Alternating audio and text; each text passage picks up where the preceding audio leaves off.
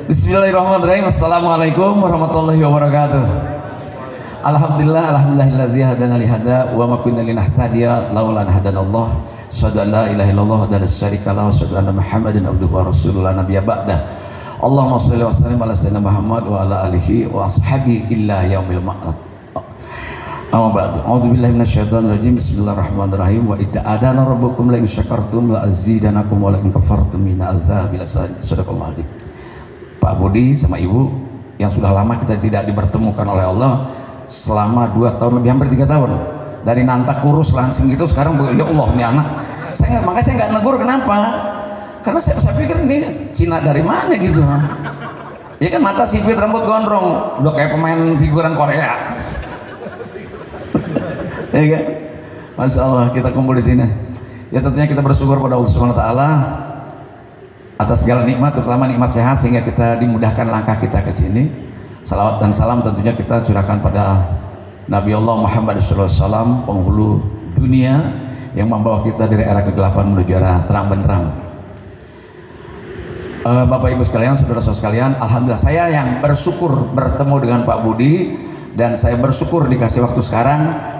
Kemungkinan sore ini saya nggak baca Yasin tuh kalau nggak kesini. Bisa jadi, mungkin lagi ngobrol sama orang, lagi ngobrolin apa-apa, bisa juga ngobrol sama orang lain, bisa saja. Tapi karena Allah memberikan rezeki pada saya, ikut membaca Yasin, Masya Allah. Inilah dibutuhkan pemimpin, bukan hanya pemilik perusahaan kalau menurut saya. He is a leader. Dia adalah imam bagi keluarganya, imam bagi perusahaannya, karena dia sudah berhasil menjadi imam bagi dirinya. Jarang loh Pak, pimpinan perusahaan, ini bahasanya Pak Budi, sahabat teman, diketik sama dia tuh bahasanya, doanya dimudahkan dan digampangkan. Mana ada digampangkan, dimudahkan udah sekali aja Pak. Diketik doa ini oleh Pak Budi, saking apa? Concern buat karyawannya. Nggak ada Bu, pemimpin kayak gini bikin doa sendiri, nggak ada. Dilaminating pula gitu loh. Udah kayak ijazah 10 jari ngetik tuh, gimana dulu? Laminating. Takut rumahnya bocor. Saya kira saya bukan berlebihan memuji beliau ya, bukan supaya pulang bawa apa-apa, bawa baja atau apa, enggak sama sekali, atau bawa gas atau karbit gitu, enggak. Saya nggak mikirin bawa truk gitu, Pak Mi ngomongnya udah bagus, bawa truk 1 gitu, enggak. Atau bawa apa, bawa span atau WF atau apa BIM itu, enggak. Saya nggak mikirin Pak Budi. Tapi saya ingin sampaikan pada teman-teman sekalian, saya ini bukan ustadz, nggak bisa ngaji, nggak bisa apa, tapi saya punya pengalaman. Saya tidak punya portofolio akademik yang mencukupi, tapi saya punya experience knowledge. Saya punya pengalaman. Usia saya sekarang menjelang 65. Anak saya 5, cucu saya 7. Keren nggak tuh? 7 anak saya. Jadi dari anak yang pertama advokat, anak saya serius semuanya. Pekerjaannya serius, dia advokat, pengacara, udah punya anak 3. Yang kedua, insya Allah bulan April besok dia letnan kolonel. Anak saya Kopassus kebetulan, tentara. Jadi punya anak 2. Yang perempuan dapat anak 2 juga. Jadi jumlahnya 7 semuanya. Alhamdulillah. Jadi Bapak sekalian, hidup saya adalah bagaimana menjalin silaturahmi dan bersahabat dengan siapa saja. Nah, kita bersyukur hari ini dipertemukan oleh Allah di tempat yang baik ini. Saya jangan ya Pak ya. Saya nggak biasa berdiri gini, gitu. Apalagi dulu karena udah pernah punya kedudukan. Saudara-saudara sekalian, biar agak-agak kayak model gitu loh. Anggap aja nih lagi Citayam Fashion Week. Ya, biar dekat, soalnya saya silo dari jauh. Kita mesti bersyukur pada Allah Subhanahu Wa Taala bahwa hari ini kita dipertemukan di tengah kesibukannya. Ini dongkol mungkin dikumpulin, gila tahun baru baca Yasin, nggak pernah di mana-mana juga. Sore-sore gini udah mandi, udah pakai parfum, kira-kira mau ke diskotik mana nih di Cikarang ya kan? Otaknya ada juga ngomongin Pak Budi, nggak tahun baru ngumpulin ngaji Yasin lagi kan? Malam Jumat aja kali Pak, ini tahun baru Pak. Wah ada dangdut nih Pak, otaknya begitu tuh. Tapi jangan salah, itu berderet, itu door prize semuanya milik Anda. Dan tadi berbisik pada saya Pak Budi, Jimmy tambahin door prize-nya, tiket pesawat terbang domestik. Oke, dari Garuda, penerbangan dari Cengkareng menuju Halim Perdana Kusuma. Itu latihan muntah loh ya. Jadi dalam hal ini kita bersyukur pada Allah. Kenapa? Sekarang saya mau tanya aja sedikit. Ini kita langsung, saya karena bukan ustaz, saya motivator. Kita kira-kira Pak Budi ini bisa berhasil bukan karena dia sekolahnya tinggi, karena etos kerjanya memang tinggi. Saudara-saudara bukan karena saudara insinyur atau apa saja yang sekolahnya bagus atau cum laude, bukan. Karena Allah berpihak pada kita, maka Anda bekerja di sini. Allah berpihak. Yang lebih hebat dari Anda juga banyak tapi nganggur di luar. Syukuri dulu sekarang. Angkat tangan yang tadi pagi bangun tidur nggak mengucap alhamdulillah pada Allah. Angkat tangan. Jujur. Jujur. Apalagi nggak salat subuh, nggak mengucap. Iya dong. Bisa saja nggak salat subuh karena telat nonton bola, menang juga kagak. Ayo, saya dukung Belanda Pak waktu World Cup Pak. Saya nggak pernah dukung mana-mana. Setiap 4 tahun sekali Piala Dunia pasti saya pegang Belanda. Pak Bing, Belanda gak masuk final, nggak urusan.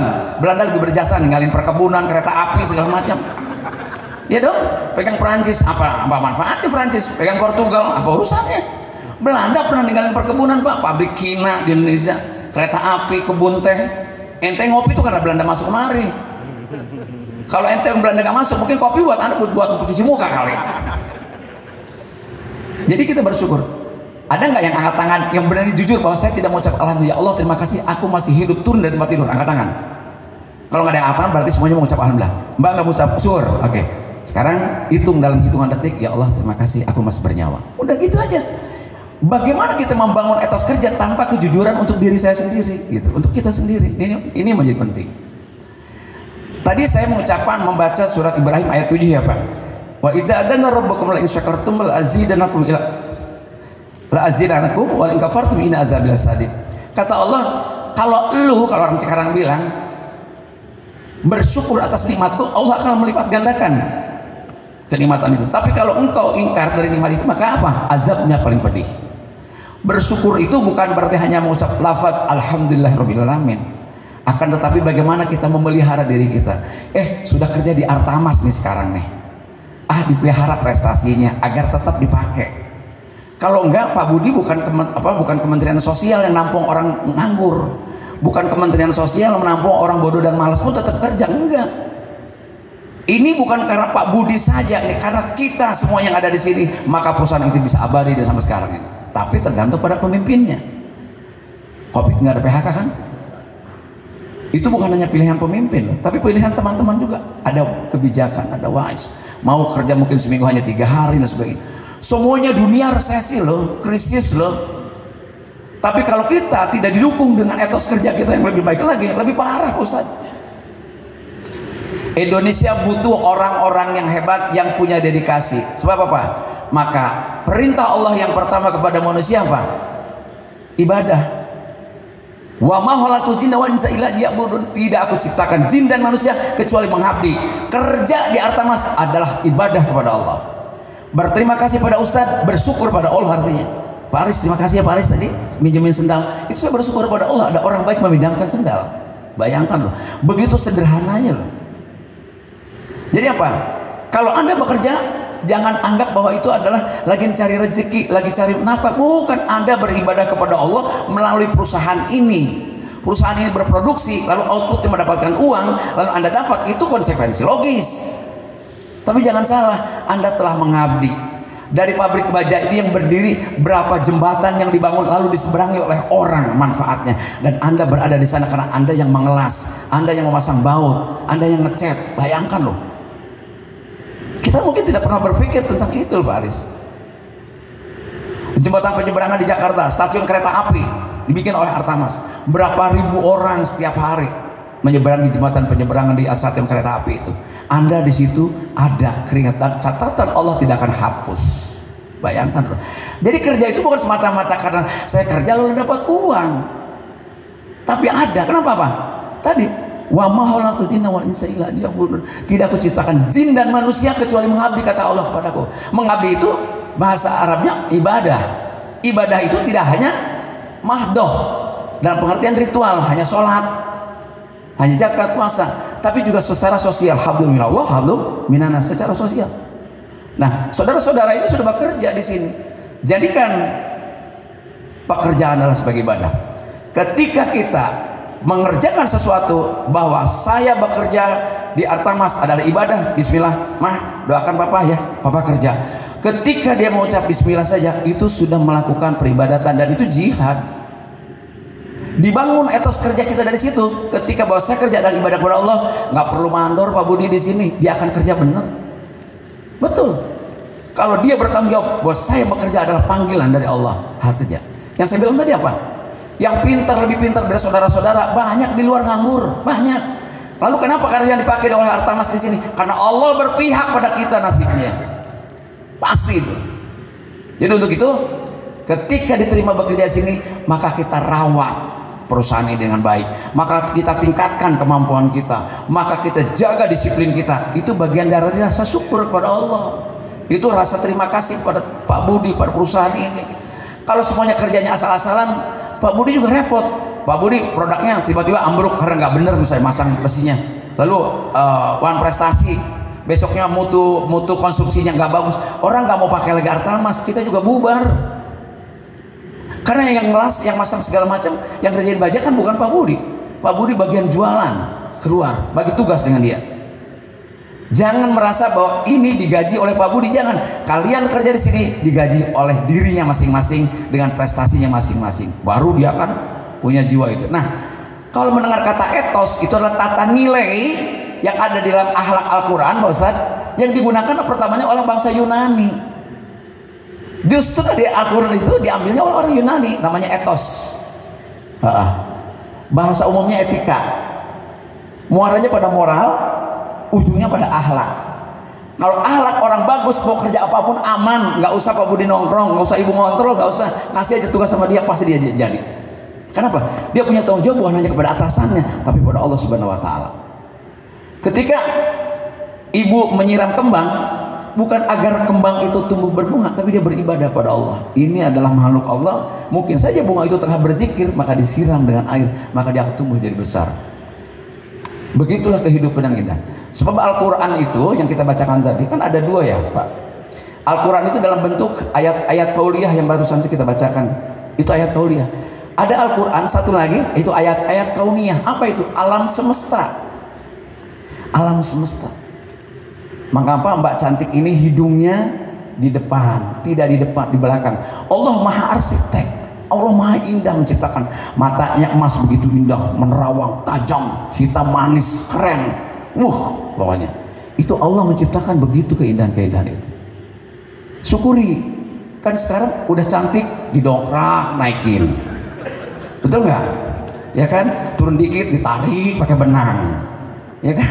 Betul nggak? Rambut udah bagus-bagus hitam, diblonde, udah kayak TKW. Betul nggak Mbak? Itu tidak bersyukur pada Allah. Bibir nggak kena beling aja dibelahin di sini. Ya nggak Pian? Kayak Pian dong, mana dia? Saya dari dulu kenal sama dia, nggak pernah dioperasi hidung gitu, apa nggak pernah Pian? Apalagi operasi kandungan, nggak pernah kan? Jadi Bapak Ibu sekalian, saya diajak ke Pak Budi ini, saya bersyukur pada Allah gitu, bisa bertemu, bisa bersilaturahmi. Bagi anak-anak muda di bawah 30 pulang dari sini, nanti habis ini buka aja di Google, kalau enggak di YouTube, Miing Bagito, nanti keluar berbeda film saya, TV saya segala macam gitu. Buat saya sudah lewat itu, nggak penting, tapi sejauh mana saya harus bermanfaat. 2009, 2014 saya jadi anggota DPR RI, bekerja keras secara politik. Sekarang tugas saya adalah ngasih tahu anak muda bagaimana kita harus membangun dalam bagian yang disebut dengan human capital. Human capital adalah modal manusia. Kita udah punya modal, Allah udah kasih lengkap banget Pak Ustaz sama kita. Lengkap banget, dikasih tangan 2, kasih hidung 2 lubangnya, mata 2, telinga 2, udah lengkap banget. Allah tuh menciptakan manusia makhluk yang paling sempurna dibanding malaikat loh. Betul nggak? Malaikat hanya sujud kata Allah, sujud saja kerjanya, nggak ngurusin ponakan dia. Iya kan? Malaikat Jibril apa membawa wahyu misalnya, dia tidak membayarin SPP ponakannya, nggak dimintain sama tetangganya beras, enggak. Manusia itu diciptakan, tapi manusia kalau dia bisa menjalankan apa yang diperintahkan oleh Allah dan menjauhi larangannya, dia akan lebih mulia dari para malaikat. Tetapi kalau dia ingkar dari segala perintah Allah, dia lebih jahat dari iblis. Coba anak buah ditembak tuh, Sambo tuh, ya kan? Kita paling pakai sampo kalau lagi mandi doang kan, kalau keramas. Oh itu sampo ya. Iya kan? Nah ini saya kira menjadi penting bagi kita, terutama generasi muda. Bagaimana membawa diri kita di perusahaan ini. Nah etos kerja ini mengajarkan bahwa kerja adalah ibadah, pasti itu. Camkan baik-baik. Anda tuh dapat dua. Pertama dapat gaji sebagai konsekuensi sosial sebagai manusia. Yang kedua mendapatkan apa? Mendapatkan amal baik dari Allah karena apa? Keikhlasannya kerja. Kalau kerja nggak ikhlas di sini, sehebat apapun pendidikan dia acak-acakan bu, motong besi nggak, dia nggak kayak motong kue berantakan. Bisa. Motong yang bener, kira apa? Itu baja itu. Ya. Jadi balik lagi bahwa apa tadi? Kerja adalah ibadah. Nah ketika kita masuk di pabrik ini, saya jarang loh bu. Tahun baru yasinan pimpinannya ngumpulin karyawan di pabriknya kayak gini, jarang. Saya biasa pakai AC bu, ini panas banget ini. Untung ada angin Pak Budi, bener. Saking apa? Saking cintanya pimpinan kepada karyawannya, kepada anak buah. Pak Budi bukan hanya kemungkinan saja nanti tahun depan bisa jalan-jalan akhir tahun kita di Bali ya Pak ya, betul.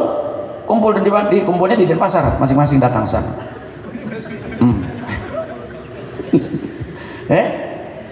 Dia hanya ingin bahwa kalian enggak melakukan dalam tanda kutip kemaksiatan. Ah Pak mendingan dangdutan nih, baru dapat honor nih malam minggu. Tapi kalau ngumpul di sini kan uangnya dibawa pulang kali ya, gitu. Kali baru besoknya ngeluyur lagi. Itu lain. Apalagi sekarang banyak karaoke, hati-hati loh. Ya, orang Korea aja baratnya kagak mau pulang dari sini, betah, bukan pada beranak pinak di sini. Kembali ke rasa syukur pada Allah Subhanahu Wa Taala. Bahwa ketika kita bersyukur pada Allah bukan hanya sekedar mengucap lafaz alhamdulillah, tapi syukur artinya adalah memelihara apa yang Allah titipkan pada kita. Emang Pak Budi kalau besok, maaf ya Pak Budi, kalau beliau tidak ada kan pasti setiap manusia, pasti setiap makhluk hidup yang bernyawa kata Allah pasti akan menemui ajal, pasti mati. Kalau Pak Budi pergi wafat misalnya, emang baja dibawa ke sana kuburan? Enggak. Tapi apa? Nilai-nilai dirinya Pak Budi yang diwariskan pada kita semua. Semangatnya, spiritnya, disiplinnya. Saya tahu banget, jarang direktur utama, pemilik, owner, mimpin sholat aja sendirian. Betul nggak? Sendiri langsung. Bukan hanya di sini, bukan hanya ini saya sholat sama beliau. Artinya apa? Beliau bukan hanya ingin memberikan nafkah bagi teman-teman yang bekerja, tapi ingin juga menyelamatkan. Dunianya dapat, akhiratnya dapat. Ketika teman-teman sekalian, keluarga besar Artamas ini bekerja dengan ikhlas dan bekerja sebagai ibadah, maka Allah menjaganya, maka Allah dan para malaikat menjaganya untuk melestarikan itu, dijaga betul. Lalu setelah kita kerja adalah ibadah, kerja adalah panggilan, itu jiwa. Ah gue sih daripada nganggur di sini, mendingan jangan kerja deh kalau ngomong daripada nganggur, pasti hasilnya nggak bagus. Apapun hidup adalah proses. Belum tentu kalian seumur hidup kerja di sini. Mungkin besok punya pabrik kayak Pak Budi, mana tahu. Betul nggak? Bermimpilah dari sini. Ya Allah, Pak Budi punya pabrik kayak gini. Suatu saat gue yang kayak Pak Budi. Begitu sah. Sah. Apa kata Allah? Janji Allah nggak pernah bohong, betul nggak? Ud'uni astajib lakum, kata Allah. Mintalah sama aku akan kabulkan. Tapi ada syarat, ada ikhtiar, ada ilmu. Tapi kalau teman-teman misalnya habis gajian lalu cuma duitnya dipakai beli rokok, beli yang nggak perlu, cuma pulsa atau ganti kulit handphone, misalnya ada handphone baru beli nyicil di Oppo di mana-mana gitu, nggak beli buku, nggak nambah knowledge, yang nggak bisa. Rasa syukur itu bukan hanya mengucap lafaz alhamdulillah, tapi juga memelihara apa yang sudah kita terima. Jadi kan kerja adalah panggilan, seolah-olah wajib, seperti juga sholat gitu. Kalau kerja kita menghadapi pekerjaan Pak Ustaz, seperti juga perintah sholat, itu beda rasanya. Ikhlasnya bukan main gitu. Kerja nikmat. Maaf Papa jalan ya, dah, ya alhamdulillah. Hati-hati Pak di jalan, ya jalan. Naik motor dia, jalan. Emaknya main TikTok di rumah. Jadi sekali lagi bahwa kerja itu harus dilengkapi dengan etos kerja. Agar apa? Agar sukses. Lalu kunci sukses kan ada 3. Pertama apa? Dalam teori-teori sukses itu ada 3. Pertama adalah orang harus punya knowledge, punya pengetahuan. Mengapa harus punya pengetahuan? Udah jelas Allah mengajarkan peradaban pada manusia melalui Jibril kepada Muhammad adalah Iqra bismi rabbikal ladzi khalaq. Itu literasi Pak Ustaz. Kita mesti baca mewakili pengetahuan. Nggak mungkin orang punya ilmu, punya pengetahuan tanpa bisa membaca. Makanya perintahnya maha dahsyat Al-Quran itu, maha paripurna. Allah sudah memprediksi bahwa manusia harus bisa baca. Nggak mungkin bisa baca kalau dia tidak, nggak mungkin dia bisa operating handphone tanpa bisa membaca. Nggak mungkin dia sampai tujuan tempat manapun tanpa dia pernah membaca alfabeta, alif bata atau ABCD. Jadi membaca menjadi penting. Literasi yang pertama adalah Iqra bismi rabbikal ladzi khalaq. Bacalah kata Allah. Padahal kata Nabi Muhammad apa? Anak ummi. Dia tidak bisa membaca, dia buta huruf. Dibimbinglah, maka bisa membaca. Nah, ini peradaban awal yang diajarkan oleh Allah melalui malaikat Jibril kepada Nabi Muhammad. Namanya wahyu. Jadilah satu ayat-ayat qauliyah, satu mushaf atau Al-Quran itu yang kita baca setiap saat. Gitu loh. Nah, untuk itu tadi pertama, kalau Anda mau sukses mutlak punya pengetahuan. Lamun cek orang Cikarang mah boga kanyaho. Dari mana boga kanyaho itu? Ngerti boga kanyaho? Orang mana? Orang Karawang. Jika orang Manado. Bener orang Manado deh. Hah? Manado, jujur. Manado. Sugan. Ngadahar kalong. Iya. Pengetahuan ini yang menjadi penting. Jadi ada 3 syarat sukses, Mbak. Pertama, kita mutlak punya pengetahuan. Pengetahuan bisa didapat karena kita bisa baca tulis, namanya alfabeta atau apapun, namanya literasi. Literasi itu atas perintah apa? Atas perintah Al-Quran. Gitu loh. Yang kedua apa? Punya skill. Bukan skill, skill. Kalau skill mah iki kayak gue. Keterampilan, keahlian. Bapak-bapak selain punya pengetahuan apa? Oh, ini sekian senti, oh kemiringan 15 derajat, itu namanya pengetahuan. Tapi mengerjakan memotong besi, itu namanya keterampilan. Sebelum memotong besinya bagus, sebelum nyambungnya, membuang sang bautnya di mana, kemiringan lalu bagaimana, itu pengetahuan, narasinya. Tapi ketika tukangnya masang, itu sudah keterampilan. Jadi untuk sukses udah ada 2 ya, ada 2 syaratnya. Padahal ada 3. Yang terakhir apa syaratnya? Kalau mau sukses dalam pekerjaan, dalam kehidupan, dalam rumah tangga, dalam apapun, ada 3. 1, pengetahuan. 2, keterampilan. Yang ketiga apa? Yang bisa jawab, saya kasih setrikaan. Yang nggak bisa jawab, tengkurap gua setrika badannya. Siapa yang suka ikut seminar-seminar atau suka baca? Sukses, kan kalian sukses nih. Ini orang sukses semua nih. Ayo Mbak, ayo. Buka otaknya, jangan buka TikTok aja. Ayo. Mana setrikaannya mana? Kalau dengan setrikaan kurang, saya kasih, Pak Budi boleh saya kasih door prize. Oke. Buat 3 orang saya kasih voucher untuk menginap 3 hari 3 malam di Polres Karawang.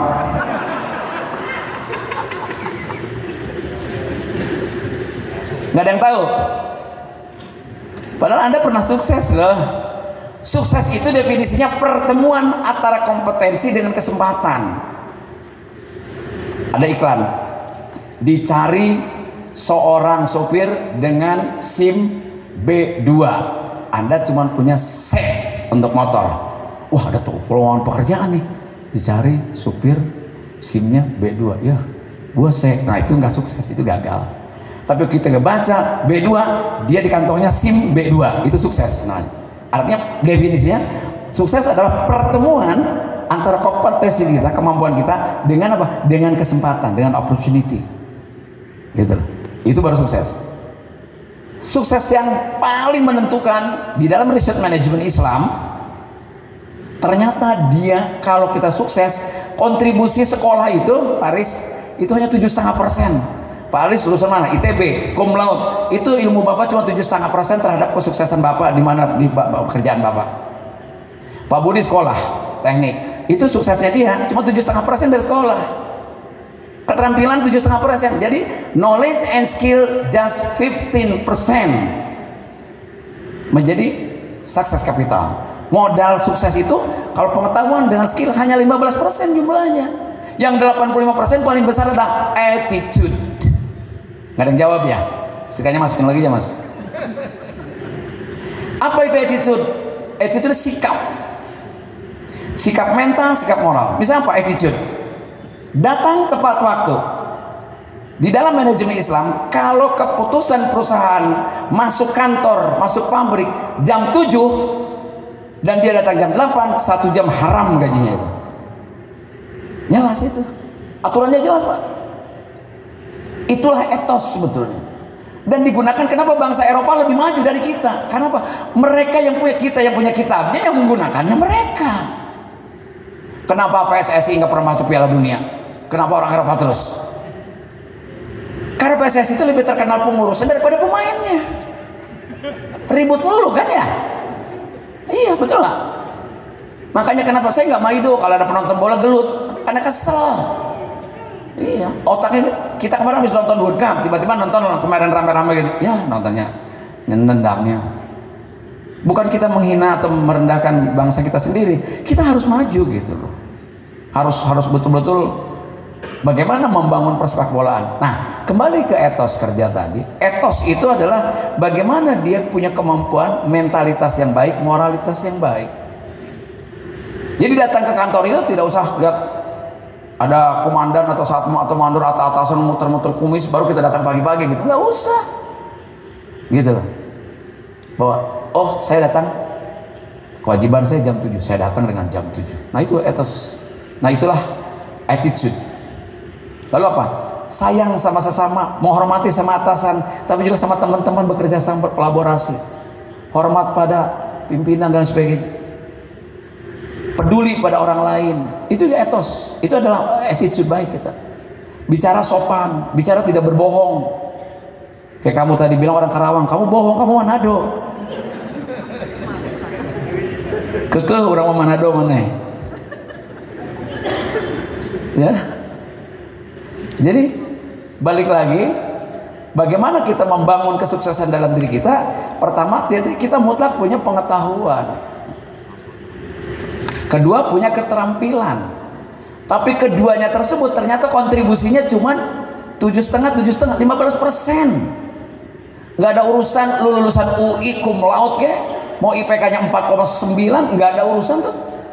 Ketika attitude orang itu buruk, maka semua hasilnya akan buruk. Mau dokter kayak, mau insinyur kayak, mau apa siapapun. Emangnya bapak-bapak Bagito itu grup saya dengan Ming dan Didin, saya Ming, Didin, Unang, itu Oktober tahun depan Bu, itu usia karir kita ada 45 tahun.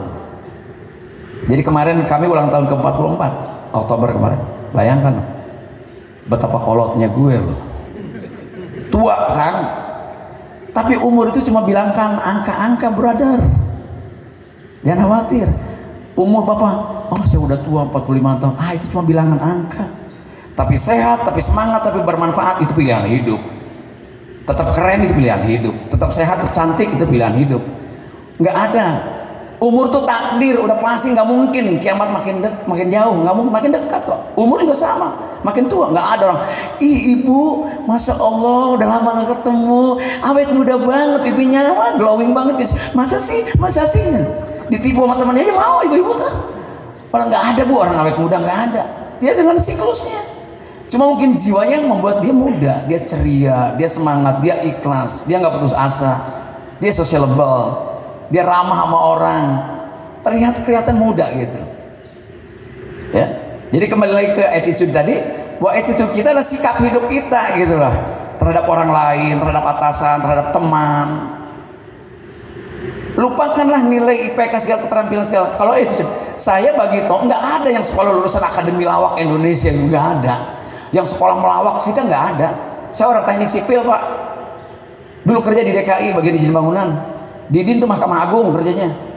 Unang dia art director, dia tukang lukis kue di pabrik kue dulu. Unang dulu jago lukisan itu Unang.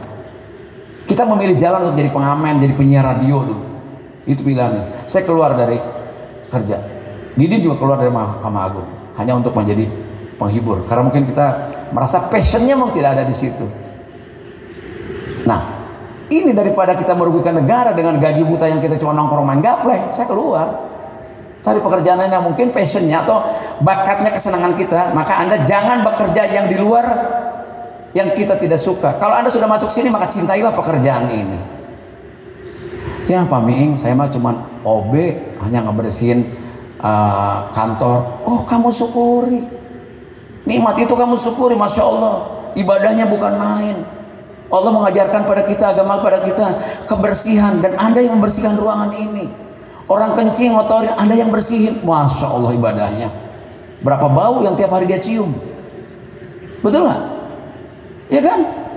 Datang orang ganteng-ganteng, cek, bau jengkol, orang Karawang. Ya kan? Jadi ini menjadi penting bagi kita. Jangan mengatakan, ah saya mah cuman ini, ah saya mah cuman ini. Nih, syukuri aja nikmat itu. Kalau engkau mensyukuri nikmatku, kata Allah, maka Allah akan melipat gandakan ya kenikmatan ini. Nah, tadi rasa syukur yang sudah kita bangun. Rasa syukur adalah bagian dari attitude kita. Bagian dari attitude, bagian dari sikap mental. Kata Pak Ustadz, ketika kita berterima kasih pada manusia, maka sesungguhnya kita bersyukur pada Allah. Indah banget ya Islam ya, dasar loh. Jadi kalau saya terima kasih Mas, tadi pinjemin sendalnya, itu saya berterima kasih pada kamu. Sesungguhnya saya bersyukur pada Allah menciptakan manusia seperti kamu, udah ganteng baik lagi, walaupun sendalnya sobek sebelah. Nggak apa-apa, dia rekam terus dong.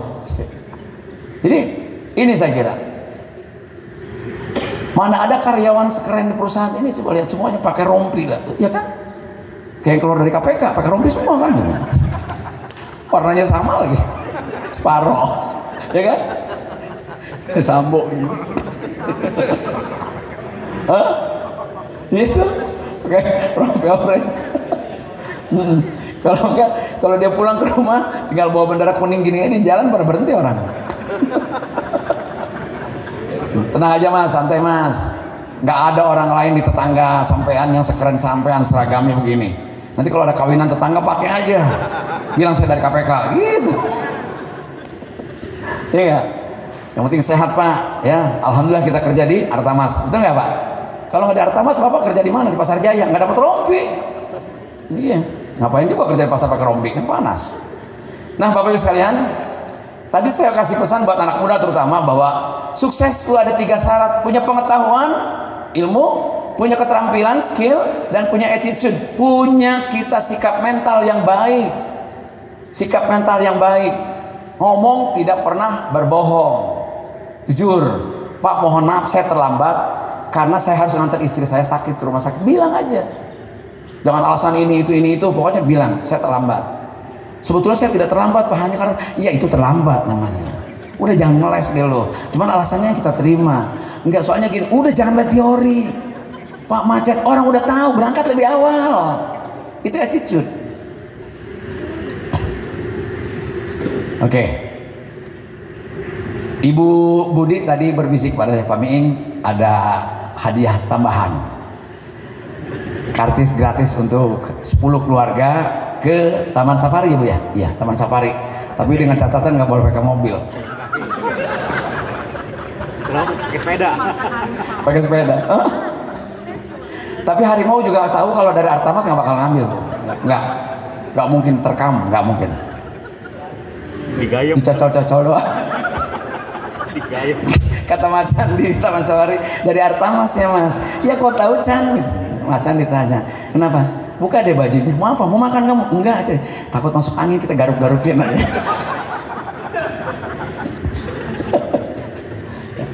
Oke. Ya tadi kerja adalah ibadah, ya. Kerja adalah panggilan, kerja adalah tantangan, ya kan? Kerja adalah kebanggaan, kerja adalah harga diri. Makanya kalau ada orang bekerja, kamu habis gajian jangan cerita sama teman berapa gajinya. Itu soal nilai diri kita, soal prestasi kita, nggak boleh disampaikan. Oh, kalau kita gede dia kecil, masalah jadi fitnah. Kalau dia kecil, kalau kita kecil dia gede, kita jadi iri. Ini bagian dari attitude juga gitu. Harus jaga betul-betul. Kemudian kita harus menjadi PR atau public relation dari perusahaan ini, harus jaga nama perusahaan Artamas ini, ya kan? Jangan pakai rompi nonton dangdut berantem di sini Artamas gitu, ya kan? Hancur Artamas. Masuk YouTube Artamas berantem dangdutan, Artamas ribut di karaoke, kan masalah. Itu harus menjadi PR, mesti melindungi perusahaan kita, nama baik kita, agar kita apa? Agar kita betul-betul menikmati keabadian. Saya hanya ingin bercerita betapa Pak, Indonesia yang harus kita syukuri adalah kaya dengan suku bangsa dari Sabang sampai Merauke, betul lah. Nah ini. Dan karakter setiap watak orang-orang saudara-saudara kita itu memiliki keunikan dan kelebihan masing-masing. Ini menjadi mempersatukan. Salah satunya adalah perusahaan yang bisa menyatukan kita semuanya akur, senasib sepenanggungan. Maka itu kita saling jaga. Ini bagian dari attitude, dari sikap mental tadi, bagaimana kita saling menjaga dengan teman-temannya sekalian. Karena bagaimanapun juga Artamas harus tetap, tadi doanya Pak Budi bukan main, dahsyat tuh. Ya Allah, dimudahkan mendapatkan pekerjaan. Itu detail banget loh Pak Budi doanya, sampai ke tender triliunan disebutin loh. Ya, pada Allah Maha tahu, lebih dari itu pun aku kasih. Asal anak-anaknya yang karyawannya juga berdoa, semuanya kita memohon. Jangan hanya Pak Budi yang minta, seolah-olah hanya ingin keluarganya. Tapi dia sebagai pemimpin untuk mengajak teman-teman sekalian juga memohon pada Allah, ya Allah, dalam sholatnya gitu. Saya yakin ini adalah orang-orang yang sangat taat pada 5 waktu, sebab itu di sana tuh. Saya kira perusahaan ini adalah pionir pertama menggunakan tagline utamakan sholat. Betul lah Pak? Saya nggak lihat perusahaan di mana-mana. Cuma sekarang kan diadopsi sama perusahaan BUMN ya kalau nggak salah. Utamakan sholat dan keselamatan kerja. Beda sama truk yang suka dari Pantura itu di belakangnya itu. Utamakan sarapan. Betul nggak? Ada kan di belakang truk itu ya? Kalau nggak utamakan istri tua. Itu ada tuh di truk-truk itu tuh. Ya kan? Nah, teman-teman sekalian, pengalaman saya, Bagito sudah 44 tahun grup lawak saya. Saya tidak sekolah lawak, Didin juga enggak, Unang juga enggak. Dari knowledge tentang humor mungkin kita minim, kita matang di lapangan. Kami dulu Pak, kalau manggung di Ancol itu zaman dulu tahun berapa ya? 78 80-an lah, 84, 85 itu Pak Ustadz, kalau kita manggung di sana di Ancol tuh, kalau hari Minggu grup lawak junior kita itu manggungnya di Ancol di pinggir pantai. Hari Minggu kan orang banyak piknik, pada berenang tuh di Binaria tuh, mereka berenang kita manggung. Nggak didengerin, nggak ditonton karena mereka mandi. Keluar dari mandi harus pada berenang gitu, nggak lucu, gitu, menghina banget sama kita. Saya bilang tadi gua lucu tapi lu nyelam, nggak denger. Coba lu nonton dari tadi. Kadang-kadang kita manggung di pasar seni Pak Budi, itu kita disambitin Pak, disuruh turun, belum ngelucu udah disambit. Begitu penderitaan kami lebih menderita dari Bapak. Air mata kami sudah banyak keluar dibanding Bapak. Bapak masuk sini nggak pernah nangis, pasti nggak. Yang ada cengengesan, diterima kayak idol gitu. Kalau dulu kita nangis Pak, 44 tahun kita jalani. Kenapa? Kita bersyukur pada Allah menjadi pelawak, nggak apa-apa. Ya, kalau saya keluar dari pegawai dengan Didin bukan tidak bersyukur, tapi berikhtiar mencari yang terbaik dan sesuai dengan hati nurani kita gitu. 40, kita nggak ada yang sekolah lawak loh, tapi kita bangun attitude kita dengan baik. Datang melawak tepat waktu.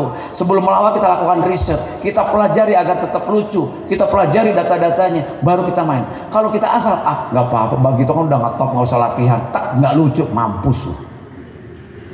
Nggak bisa. Harus semua dengan preparation yang baik. Bekerja juga demikian. Saya nggak tahu ya, saya belum pernah datang ke sini pagi-pagi lalu teman-teman misalnya kita doa bersama dulu baru kerja masing-masing atau apa, gimana cara saya nggak tahu. Mungkin doa masing-masing atau doa dikumpulkan oleh para pimpinan manajer di pabrik ini, baru kita berdoa agar kita selamat, agar kita mendapatkan hasil yang baik, baru kita berangkat. Itu berbeda suasananya kerja Pak, dibangun beda sekali suasananya. Ada pendekatan-pendekatan spiritual dalam bekerja. Sebab apa? Kata Allah kerja itu ibadah tadi. Yang pertama itu ibadah. Ya. Lalu kerja panggilan, kerja kebanggaan, kerja tantangan, itu yang berikut-berikutnya Pak. Yang berikut-berikutnya itu. Ya. Etos kerja ini memang kadang dia bisa merubah dan membangun sesuai dengan situasi Pak Aris. Tergantung pimpinan di sininya merubah sikap orang sini. Kemungkinan saja mungkin teman-teman dulu waktu sebelum kerja di sini salatnya seketemunya bisa loh. Belang betong lah istilah orang Kulon mah gitu. Betul nggak? Begitu kerja di sini karena semuanya rombongan para break sholat semua, itu menjadi berubah kita kan. Bersyukurlah, itu satu hal yang harus kita syukuri gitu. Budaya perusahaan pertama apa? Baca deh tagline-nya, utamakan sholat. Padahal tanpa menulis pun Allah sudah merintahkan wajib mendirikan sholat. Dipertegas oleh pimpinannya, utamakan sholat. Bukan yang lain nggak penting, tapi apa artinya? Nggak ada artinya lo kerja keras apapun tanpa lo meminta pada Allah, dan itu pun sudah ada waktunya. Nggak lagi ngelas atau nggak lagi nyambung besi lalu disuruh sholat, nggak juga, hanya ada waktunya gitu. Nah ini adalah bagian-bagian attitude yang harus kita bangun terus menerus gitu teman-teman sekalian.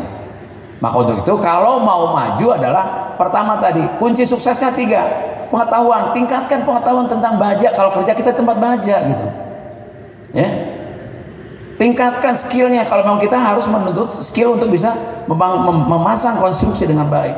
Lalu apa? Kedua hal tersebut dibungkus dengan attitude yang baik, dengan sikap mental yang baik. Perbaikan. Kalau dapat gaji ada sisa sedikit, belikan buku. Itu attitude. Baca. Kalau enggak buka e-book, ada di internet. Jangan cuma baca Facebook doang. Jangan cuma buka Instagram doang. Baca pengetahuan yang bagus. Banyak kok. Nah itu namanya attitude. Untuk memperbaiki apa?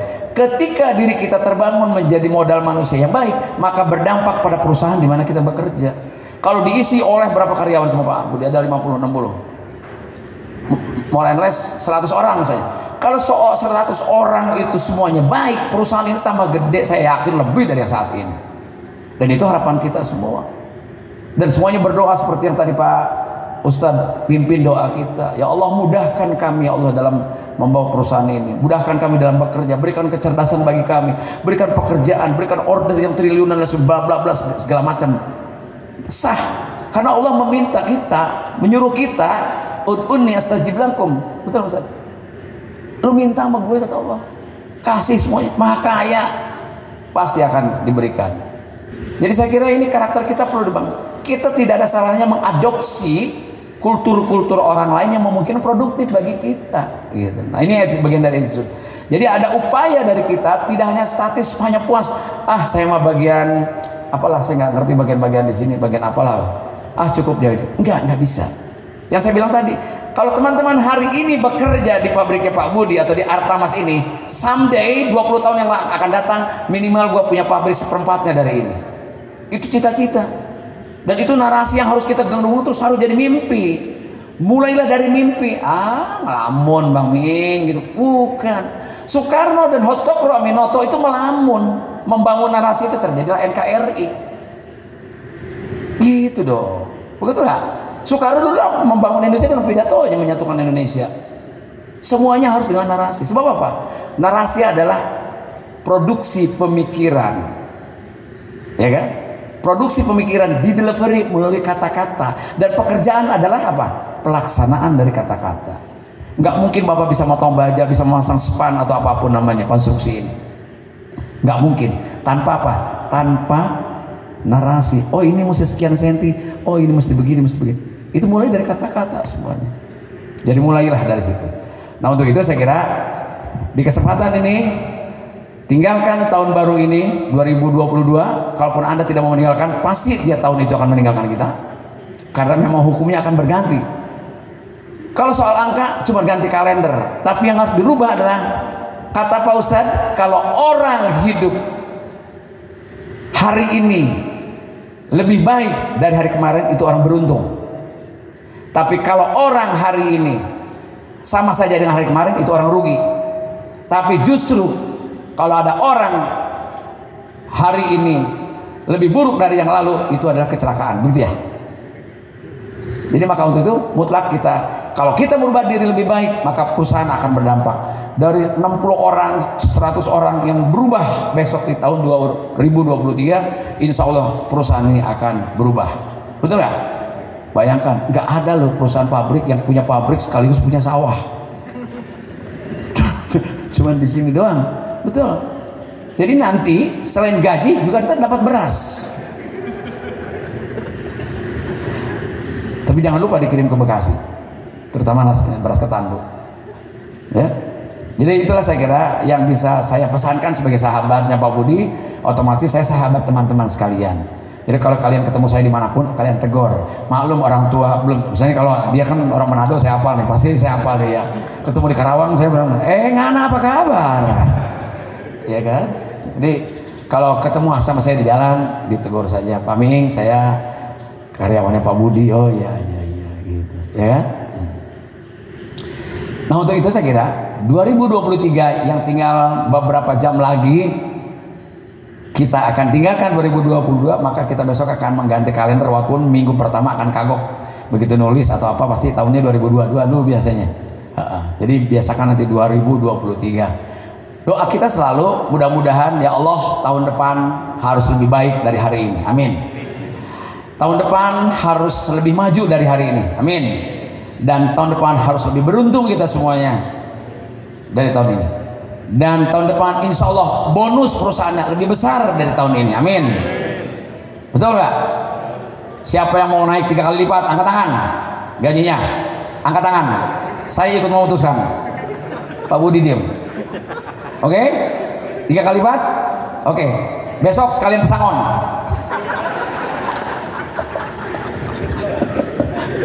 Lu kira gampang nyari kerjaan? Ya. Jadi itulah saya kira. Mari kita bangun attitude kita. Tadi saya menyampaikan topik saya, bagaimana kita mensyukuri nikmat, termasuk kalian teman-teman sekalian bekerja di sini. Syukuri nikmat bekerja di tempat ini. Apabila kita mensyukuri nikmat berapapun gajinya saat ini, apalagi lagi Covid, memaklumi dan sebagai kondisi ini, maka Allah melapangkan dadanya. Problemnya berubah? Tidak. Bagaimana kisahnya Rasulullah ketika naik ke Sidratul Muntaha, Isra Mi'raj? Bukan berarti problemnya dikurangi sama Allah, problem tetap, tapi hatinya dibesarkan oleh Allah. Alam nasrah laka sadrak. Ini betul-betul problem ini harus kita hadapi apapun. Sebab apa? Allah sudah berjanji dalam Al-Quran, tidak mungkin Allah memberikan ujian dan cobaan dan beban kepada manusia melampaui batas kemampuannya. Allah tahu kemampuan kita, semua orang punya problem, ya kan? Jangan cuma baru putus dari pacar langsung sempat baja salah motong, jangan, ya kan? Mesti ngurus baja, mana yang ke tangan potong jari. Jadi bagaimana mensyukuri kembali? Syukurilah dengan memelihara, syukurilah dengan memperbaiki, syukurilah terus menjalin hubungan dengan baik dengan setiap bagian-bagian, dengan sel-sel itu. Maka rasa syukur itu, nikmat itu akan dilipat gandakan oleh Allah, ya kan? Sekarang mungkin belum jadi kepala bagian, besok jadi kepala bagian. Sekarang bagian apa? Bagian pencatatan, besok jadi kepala bagian minimal. Kepala bagian penitipan payung juga nggak apa-apa, yang itu kepala bagian. Ya kan? Musim hujan Bu, mesti ada yang ngurus payung. Ya, jadi camkan rasa syukur tadi. Ya, bangun dengan baik, waktunya subuh bahkan sebelum subuh. Ya. Kalau soleh betul, baik benar, dan punya cita dan tahu maknanya tahajud, maka bangun tahajud, doakan Pak Budi, doakan keluarganya, doakan pabrik ini, doakan perusahaannya di tengah-tengah tahajud, munajat sama Allah. Itu langsung lo dikawal oleh 70 malaikat orang salat tahajud itu. Betul apa? Dahsyat. Saya tidak punya jabatan lagi loh, bukan pejabat negara loh, bukan anggota DPR, bukan artis yang top yang kalian tahu di mana-mana seperti Raffi Ahmad, tidak. Tapi Allah berikan ketenangan bagi saya, kenikmatan ketenangan bukan main itu. Gak bisa. Popularitas itu habis besok, harta itu habis besok. Tapi kebahagiaan yang Allah berikan, dan kebahagiaan tidak bisa dicari kecuali diciptakan oleh kita. Maka untuk itulah problem perusahaan kayak apapun selesaikan dengan baik. Ada caranya. Problem pribadi seberat apapun selesaikan dengan baik. Allah tidak mengurangi beban, tapi Allah membuka hati kita lebih besar, punya semangat lebih besar. Sebab apa? Kita mesti yakin, ya Allah nyoba gue nih, ya Allah aku tahu Engkau tidak akan memberikan beban lebih berat dari ini, bisa ditanggulangi, selesai bro gitu. Relax pokoknya. Pulang naik ojek, ngobrol sama tukang ojek, kalau perlu gantian nyetirnya, jadi bayarnya setengah-setengah, ya enggak? Kalau kamu minta, bang pesan apa bang? 40.000, bayarnya 20.000. Kenapa? Kan lu juga ikut. Iya nggak? Kalau mau 40.000 lu nggak ikut, gue yang bawa. Jadi kembali lagi ke rasa syukur, pelihara semua apa yang Allah titipkan termasuk bekerja di perusahaan ini. Ya, lalu perbaiki attitude kita, mentalitas kita, sikap kita, moral kita, keadaban kita, akhlak kita. Sebab apa? Zaman sekarang kenapa bangsa kita berantakan ribut? Sudah rasa malu tidak ada. Coba lihat di televisi, orang korupsi pakai rompi, orangnya juga masih gagah jempol-jempolan gitu. Buka izin, betul nggak bro? Ya, cek bahasa mana udah mati buka izin. KRS ya. Nah untuk itu Rasul tingkatkan pengetahuan kita, tingkatkan keterampilan kita, lengkapi knowledge, skill, and attitude. Itulah kunci sukses. Dan kalau sukses kita pribadi, maka dampaknya kepada perusahaan, dampaknya pada keluarga, pada sosial masyarakat, dan pada kita semuanya. Amin ya rabbal alamin. Sebab apa? Allah mengabulkan dan Allah ridho pada kita apapun, karena kita jalannya sudah benar, maka apapun, bahkan tidak meminta pun Allah memberikan. Saya kira demikian. Ini udah mau isya. Iya dong, nanti habis maghrib kan isya. Ya Pak Budi. Nah, nanti malam kita ada dangdutan. Pak Budi itu orangnya senang kejutan. Ada Kristina, bocorin ya. Iis Dahlia di rumahnya masing-masing.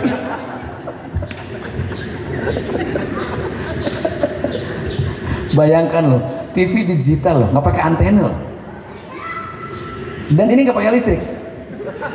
Mobil lain nggak pakai bensin, pakai listrik. Sekarang dia malah pakai bensin. Tuker sama mobil. Ya, TV berapa inci Pak Budi? 43 inci, dahsyat. Wow. Aqua tipe terbaru. Ini baru dibikin satu sama pabrik. Yang lainnya belum. Hah? Dami. Kayak handphone di toko yang pakai benang. Ya kan? Coba tuh, apa itu? Ini kulkas. TV lagi, kulkas lagi. Apa itu? Kipas anjing, kipas angin. Yang ujung supermi itu. Oh, dispenser ya Pak ya? Dispenser. Wah, bukan main. Elektronik semua ini. Bayangkan loh, saking sayangnya perusahaan dikumpulkan karyawan tahun baru nggak dilepas begitu aja. Benar. Daripada lu pada maksiat, mendingan ngumpul di sini kata Pak dibaca Yasin. Ya, kata ada artis ibu kota. Aki-aki. Jadi dulu kalau saya melawak Pak Budi, orang ketawa saya selalu tanya, kenapa Anda tertawa? Riset Pak kalau saya tanya, kenapa Anda ketawa? Pak Miing, Pak Didin, Pak Unang lucu. Terakhir saya manggung kemarin, tahun ini juga, tahun 2023 di Mahkamah Konstitusi saya manggung. Bapak-bapak saya tanya juga, Bapak kenapa ketawa? Saya iba. Kok iba? Ya aki-aki masih melawak aja, nggak ada kerjaan lain apa? Lu gue bilang. Tapi itu menghibur adalah ibadah juga. Jadi saya jaga etika dan etos kerja saya. Saya setua apapun saya bilang usia itu cuma takdir. Jangan salahkan banyak anak muda, gadis-gadis dia punya suami orang tua. Kenapa? Bukan soal takdir, emang katarak perempuan itu. Ya? Biasa anak gadis sama aki-aki bangetan banget. Yang ada malam pertama cuma ngekerokan aja. Aduh. Bukannya gimana Mas, mau minum jamu apa? Minyak kayu putih. Gimana? Ibu dia. Malam pengantin baru, bininya muda, lakinya tua, keluar dari kamar mandi. Papa mau mandi dulu atau mau tidur dulu atau mau makan, kata istrinya. Minyak telon. Dingin. Betul ya Ustaz ya? Iya. Yang begitu umur saya gini, umur 64, 65, 70 gitu. Dibangunin hari Jumat, bangunnya hari Selasa. Ya makanya. Pak, kalau udah tua kita banyak minum jamu. Dia pesen sama si Ayu minum jamu sehari 2 gelas. Bukannya kuat badannya, laki-lakinya bukan kuat, malah mencret. Nggak bisa minum kunyit. Udah, makanya syukuri aja nikmat. Kalau udah tua udah aja. Walaupun kalian sendiri belum tentu bisa sampai seperti saya. Minimal umurnya. Betul nggak Pak? Gila, 64 cing. Perut saya ini udah bergaris Pak. Dari bawah tahun 2021 saya dibongkar, diambil kantong empedunya karena lengket. Itu cobaan dan peringatan dari Allah. Karena makannya jorok. Jaga anak muda, kalau kalian bisa disiplin no smoking, tidak merokok, no alkohol, no lemak, ingat ya, itu investasi usia Anda akan jauh lebih panjang. Saya anak yang jorok masih dikasih 64 sama Allah. 2001 dibedah cing sini, angkat kantong empedu yang udah lengket. Kemarin 23 bulan Mei ini bypass jantung karena tidak bisa di-ring lagi. Saya dibongkar, digergaji kita, lihat jantung sendiri, betul, dibersihin biar akhlaknya lebih baik. Betul, tapi syukuri aja ya, gitu. Dibersihkan semuanya. Jantung sekarang seger, alhamdulillah sehat. Sekarang kata dokter jaga makanan, asal ada makanan saya jagain, takut ada kucing. Takut ada kucing. Iya, matasan timbangan saya turun terus, kagak makan, kan kita tugasnya suruh jaga kata dokter. Jaga makanan dijagain ya. Habis sama orang. Jadi saya ingatkan kembali Bapak Ibu sekalian bahwa rasa syukur menjadi penting. Catat baik-baik, dan itu Al-Quran yang disampaikan oleh Allah Subhanahu Wa Taala. Ya, pokoknya jelas harus bersyukur, harus mensyukuri nikmat. Syukur nikmat itu bukan lafaz alhamdulillah semata, akan tetapi apa tadi melihara. Udah kerja di sini, pelihara deh, jaga di sini baik-baik. Bangun apa kebaikan-kebaikan dengan teman-teman sekalian. Tingkatkan pengetahuan, tingkatkan skill. Udah, itu saja. Kalau kita punya attitude baik, punya pengetahuan baik, punya skill baik, dimanapun Anda berada, nggak ada kesulitan untuk hidup. Karena apa? Setiap orang akan menerima kita dengan baik. Semua orang. Jangan jadi manusia mubazir. Apa itu manusia mubazir? Mas, sampai siapa namanya? Ya, Manado ini. Loh, Sangarana Udin. Udin harus jadi orang bermanfaat, benefit people. Jangan jadi orang mubazir. Jangan sampai mubazirun karena ikhwanu syaiton. Orang mubazir itu ada si Udin, rokok lu umutin. Itu orang mubazir namanya. Setiap orang ada Udin nggak nyaman, itu mubazir Din. Din kemana aja lu, nggak ada lu nggak rame Din, masya Allah. Ini kalau lu nggak ada lu, waduh makanan awet gitu. Gitu ya, gitu bro ya. Baik, itulah Pak Budi saya kira spirit dari saya sebagai sesama orang muda pada zamannya, bahwa ketika saya muda adalah bagaimana membangun spirit saya untuk menjadi seorang pelawak yang baik dan diterima oleh publik. Teman-teman boleh punya catatan dan silakan lihat catatannya. Bagito yang saya pimpin bersama Didin dan Unang itu punya catatan besar di Indonesia. Satu-satunya grup lawak yang pertama kali punya acara di televisi itulah Bagito. Satu-satunya kelompok lawak yang pernah keliling di 5 kota di negara bagian di Amerika adalah kita. Saya pernah manggung di MIT Pak, University di Boston, di Australia juga. Dan Bagito 92 adalah kelompok pelawak pertama yang dibayar mahal oleh RCTI. Honor saya waktu itu ini bukan untuk sombong, tapi untuk inspirasi bagi anak-anak muda Bu. Tahun 92 bayaran kita sudah 1,6 miliar, dolarnya 1.600. Kita pertama tuh Pak. Kita sudah bersyukur walaupun sekarang lewat masanya. Gak apa-apa, ada waktunya. Tapi apa artinya yang ingin saya sampaikan kepada teman-teman? Tidak ada yang mustahil di dunia ini ketika kita mau merubahnya. Allah jauh-jauh hari sudah mengatakan bahwa apa? Allah tidak akan merubah nasib sesuatu kaum sebelum dia yang merubahnya sendiri. So, kamu tidak akan berubah nasibnya tanpa kamu sendiri yang berubah. Bersyukurlah, jangan cemburu kalau ada teman kita jelek, laki-laki punya istri cantik, biar aja, dua-duanya bisa masuk surga. Betul. Laki-laki yang jelek punya istri cantik, dia bersyukur setiap saat, insya Allah bisa melihat pintu surga. Yang perempuan yang cantik punya laki-laki jelek kayak kamu Din, itu bukan apa, dia bersabar seumur hidup. Ya, tenang aja Din, ntar Udin khusus dapat serikaan. Ya. Saya kira itu teman-teman sekalian, bentar lagi maghrib. Mohon maaf kalau ada hal-hal yang kurang berkenan. Saya ingin menyampaikan bukan pesan, bersyukur, aduh alhamdulillah ada Bang Miing yang kenal atau yang tidak. Kenapa? Aduh alhamdulillah kita bisa bertemu Bang Miing hari ini. Kenapa? Saya besok belum tentu masih hidup. Jadi kalau kita bertemu dengan orang-orang, ya Allah kawan terima kasih ketemu, dalam batin saja nggak usah diucapkan, takut tersinggung orang itu. Mana tahu dia besok nggak ada atau kamu yang nggak ada. Aduh gila, Pak Miing kemarin ngomong di perusahaan Pak Budi loh, kok sekarang dengar berita meninggal dunia. Saya nggak pernah takut bicara kematian tuh. Apa kata Rasulullah? Hanya orang-orang cerdas yang berani berbicara kematian. Kenapa? Itu hukumnya udah pasti kita. Hanya waktunya. Saya dibedah dua-duanya, alhamdulillah selamat sampai sekarang. Karena kematian bukan karena jantung, bukan karena empedu, karena Allah yang sudah menentukan tanggalnya.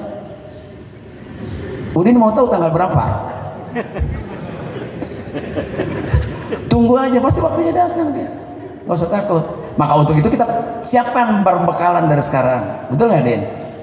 Minimal sederhana kata Pak Ustadz, hindari larangannya, jalankan perintahnya, selesai gitu. Jadi orang baik, betul nggak? Pertahankan senyum kamu, mana tahu besok dikontrak oleh pabrik odol. Baik Pak Budi, saya kira demikian. Saya ingin menyampaikan ucapan selamat merubah di tahun 2023. Mudah-mudahan kita diberikan kesehatan oleh Allah Subhanahu wa taala, amin. Diberikan kesejahteraan yang baik, amin. Dimajukan perusahaannya, amin. Diberikan keuntungan perusahaannya, amin. Dipercaya oleh publik perusahaannya, amin. Dan Pak Budi pimpinan kita dan ibu sekeluarga diberikan kesehatan dan kebaikan dan kesejahteraan oleh Allah Subhanahu wa taala, amin ya rabbal alamin. Mohon maaf bila ada hal-hal yang kurang berkenan. Saya berharap puas pertemuan kita hari ini, terutama untuk bapak-bapak. Apabila tidak puas jangan coba-coba mencari kepuasan di tempat lain. Terima kasih. Billahi taufiq wal hidayah. Wassalamualaikum warahmatullahi wabarakatuh.